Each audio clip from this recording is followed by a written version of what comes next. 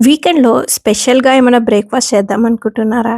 అయితే ఈ వింటర్స్‌లో దొరికే స్పెషల్ బటానా అదే మటర్ అంటారు కదా! అది ఇంకా కాలీఫ్లవర్ తోటి మటర్ గోబీ పరాటా చేద్దాము. బయట చాలా క్రిస్పీగా ఉంటుంది. ఇంకా లోపల అయితే చాలా సాఫ్ట్‌గా, టేస్టీగా మంచి ఫ్లేవర్ తోటి చాలా చాలా బాగుంటుంది. Let's get start. ఇప్పుడు జింజర్ తీసుకున్నాను ఇక్కడ. చిన్న ముక్కలుగా అల్లము, ఇంకా వెల్లుల్లి తీసుకున్నాను. కొన్ని పచ్చిమిరపకాయలు. ఇవి 3 కూడా గ్రైండ్ చేసుకున్నాను. కావాలంటే మీరు రోల్లో గూడా దంచుకోవచ్చు. ఇలా ఇప్పుడిక్కడ బాయిల్ చేసిన కొన్ని ఆలు తీసుకున్నాను. మనకి స్టఫింగ్ మంచిగా దగ్గర ఉండడానికి. ఇంకా బటానా, కాలీఫ్లవర్ అనమాట. ఇవన్నీ నేనేం చేస్తున్నానంటే ఇక్కడ చాపర్‌లో వేసి సన్నగా చాప్ చేసేసుకుంటున్నాను. మీకు కావాలంటే ఇక్కడ స్మాష్ కూడా చేసేసుకోవచ్చు. ఇలా చాప్ చేసుకోవడం వల్ల మనకి స్టఫింగ్ అనేది బయట రాకుండా ఈజీగా ఉంటుందనమాట.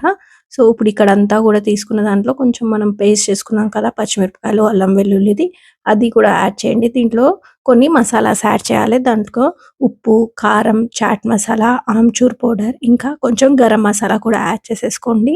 కావాలంటే ఇక్కడ జీలకర్ర పొడి కూడా యాడ్ చేసేసుకోవచ్చు. ఇంకా కొంచెం ఫ్రెష్‌గా మనకి కొత్తిమీర ఉంటుంది కదా! అది కూడా యాడ్ చేసి ఇదంతా కూడా ఒకసారి మొత్తం కూడా మిక్స్ చేసేసేసుకోవాలి. మిక్స్ చేసుకొని పక్కకు పెట్టేసుకోవాలి.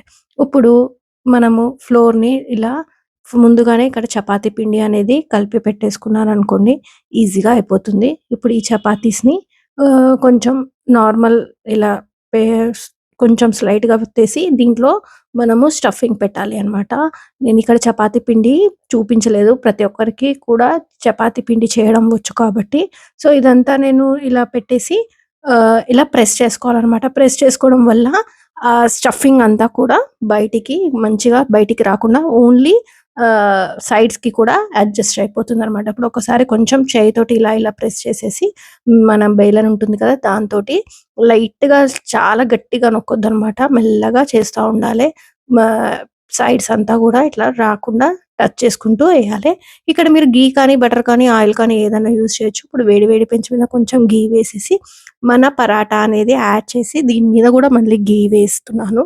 మీకు కావాలంటే స్కిప్ కూడా చేసుకోవచ్చు. కావాలంటే బటర్ కూడా ఎయండి. చాలా చాలా బాగుంటుంది. ఇది 2 సైడ్స్ ఇలా తిప్పుకుంటూ 2 సైడ్స్ అంతా కూడా కాల్చేసేసుకోవాలి. మంచిగా స్లో ఫ్లేమ్ టు మీడియం ఫ్లేమ్‌లో కాల్చేసుకుంటే మనకి పైన లేయర్ అనేది కొంచెం క్రిస్పీగా వస్తుంది. క్రిస్పీగా వచ్చి లోపల మాత్రం మంచి స్టఫింగ్ అన్ని ప్లేసెస్‌కి కూడా వెళ్తుందనమాట. ఒక్కసారి నేను చూపించినట్టు చేయండి. డెఫినెట్‌గా మళ్ళీ మళ్ళీ ట్రై చేస్తారు. నా గ్యారంటీ ఇది. వీడియో గనుక నచ్చినట్టయితే లైక్ చేయండి, షేర్ చేయండి, సబ్స్క్రైబ్ టు డీవీ రెసిపీస్. మళ్ళీ నెక్స్ట్ వీడియోలో, మళ్ళీ నెక్స్ట్ ఫ్రైడే మళ్ళీ కలుస్తాను. అప్పటి వరకి బాయ్ బాయ్.